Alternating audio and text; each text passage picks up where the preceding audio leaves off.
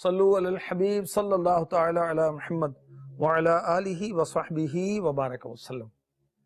ہمارے غوث اعظم دستگیر شیخ عبد القادر جیلانی رحمۃ اللہ تعالی علیہ ایک بار دریا کی طرف تشریف لے گئے۔ وہاں ایک بوڑھی عورت کو دیکھا کہ زار و قطار رو رہی۔ ایک مرید نے عرض کی، یا مرشدی، اس بوڑھی عورت کا ایک اکلوتا بیٹا تھا، بڑا پیارا، بہت خوب رو تھا، بیچاری نے شادی رچائی، دولہا نکاح کر کے دلہن کو اسی دریا میں کشتی کے ذریعے گھر لا رہا تھا، کشتی الٹ گئی، دولہا دلہن سمیت ساری بارات ڈوب گئی۔ 12 سال ہو گئے مگر ماں ہے، بیچاری کا غم نہیں جاتا، روزانہ دریا پر آتی ہے، بارات کو ناپا کر روتی ہے، چلی جاتی ہے۔ شیخ عبد القادر جیلانی الحسنی والحسینی شہباز لامکانی قندیل نورانی غوث صمدانی رحمت اللہ تعالی علیہ کو اس بڑھیا پر بڑا ترس آیا۔ اللہ پاک کی بارگاہ میں دعا کے لیے ہاتھ اٹھائے، چند منٹ تک کچھ بھی نہیں ہوا، پھر بیتاب ہوئے، عرض کی، یا اللہ اس قدر تاخیر؟ ارشاد ہوا ہے، میرے پیارے یہ تاخیر خلاف تقدیر و تدبیر نہیں، ہم چاہتے تو ایک حکم کن میں زمین و آسمان کو پیدا کر دیتے، مگر ہم نے حکمت کے مطابق 6 دن میں پیدا کیے۔ بارات کو 12 سال ہو گئے ڈوبے ہوئے، کشتی بھی نہیں ہے، کوئی سواری بھی نہیں ہے، انسانوں کا گوشت وغیرہ بھی دریائے جانور کھا چکے ہیں۔ ریزے ریزے کو اجزائے جسم میں اکٹھا کروا کر دوبارہ زندگی کے مرحلے میں داخل کروا دیا۔ آمد کا وقت ہے، کلام اختتام کو بھی نہ پہنچا تھا کہ یکا یک وہ کشتی تمام تر ساز و سامان کے ساتھ دولہا اور دلہن اور باراتی کے ساتھ پانی پر ظاہر ہو گئی، اور کچھ ہی دیر میں کنارے پر آ گئی۔ سارے باراتی ہمارے غوث پاک رحمت اللہ تعالی علیہ سے دعائیں لے کر خوشی خوشی گھر پہنچ گئے۔ اس کرامت کو سن کر بے شمار کفار نے غوث پاک کی خدمت میں حاضر ہو کر آپ کے دست حق پرست پر اسلام قبول کر لیا۔ سبحان اللہ۔ نکالا ہے پہلے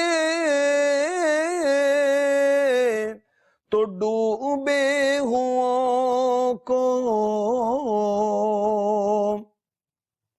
نکالا ہے پہلے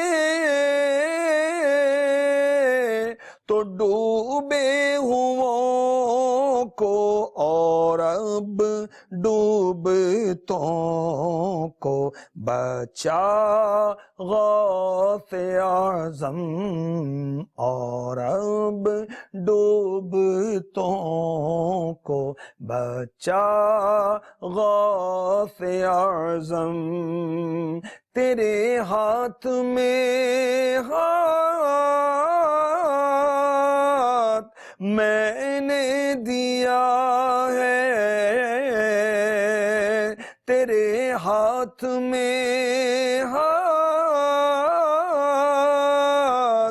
میں نے دیا ہے، تیرے ہاتھ ہے لاج یا غوث اعظم، تیرے ہاتھ ہے لاج یا غوث اعظم۔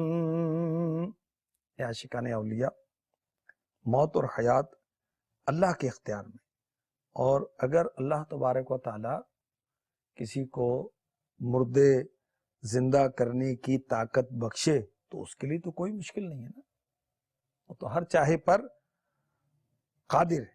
اب شیطان کی باتوں میں آ کر یہ ذہن بنا لے آدمی کہ اللہ نے کسی کو مردہ زندہ کرنے کی طاقت ہی نہیں دی، تو یاد رکھیے یہ عقیدہ حکم قرآنی کے خلاف ہے۔ حضرت سیدنا عیسیٰ روح اللہ علی نبینا علیہ الصلوۃ والسلام مریضوں کو شفا دیتے، مردوں کو زندہ کرتے تھے۔ پارہ 3 سورہ آل عمران کی آیت نمبر 49 میں اس کا بیان ہے، اس میں اس کا آپ خلاصہ دیکھ لیجئے تو انشاءاللہ عقیدہ پختہ ہو جائے گا۔